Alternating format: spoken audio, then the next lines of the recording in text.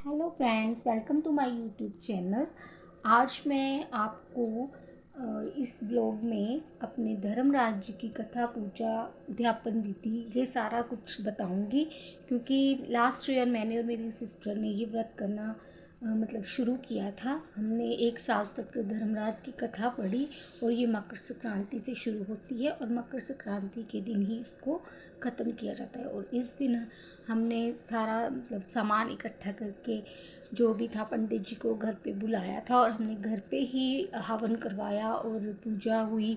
उसके बाद देखिए, ये हमारे पंडित जी सुबह ही आ गए थे जल्दी और इन्होंने पूजा की तैयारियां शुरू कर दी हैं। और ये जो सारा सामान है जो दान के लिए हमने देना था धर्मराज जी की पूजा में जो भी लगता है, तो इन सब चीज़ों का ब्लॉग मैं आपको अलग से दिखाऊंगी, जिसमें मैं आपको एक एक चीज़ के बारे में बताऊंगी कि क्या क्या दान दिया जाता है।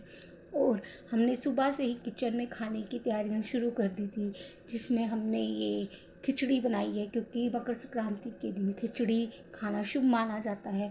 और ये इधर कद्दू बन रहा है, ये खिचड़ी के लिए तेल गरम हो रहा है। और उसके बाद यहाँ पे हो रही है पूरियों की तैयारी, पूरियों के पीढ़ियाँ बनाई जा रही है। और यहाँ पे हमारी खीर भी बन के तैयार हो गई थी। तो खीर हमारी बन के तैयार थी। उसके बाद खीर के साथ हमने और बनाया था दही का बूंदी वाला रायता और सफ़ेद चने। ये हमारे सफ़ेद चने भी बन के तैयार हो गए थे। और इस दिन चित्रगुप्त जी को और धर्मराज जी को सफ़ेद तिल और काले तिल के लड्डुओं का भोग लगाया जाता है।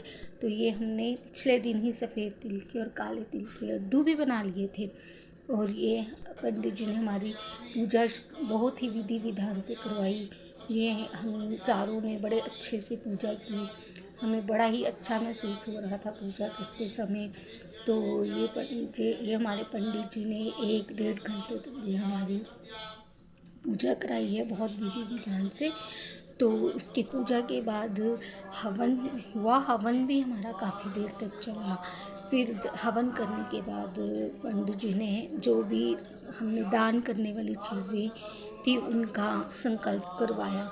जो भी सामान था ये सारा सामान पंडित जी ने हमारे से ऐसे रखवा दिया। और इस पे हम सारे ये मूली के धागे भी हमने बांधे जैसा कि हमें बताया गया था। फिर इन सब का संकल्प लिया और पंडित जी को इसको दान कर दिया था। फिर ये हमारे किचन में हमारे रिलेटिव्स हमारी हेल्प करने आए हुए थे, पूरियाँ बनवा रहे थे।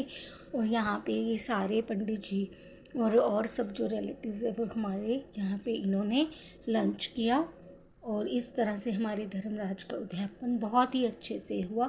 Thanks for watching.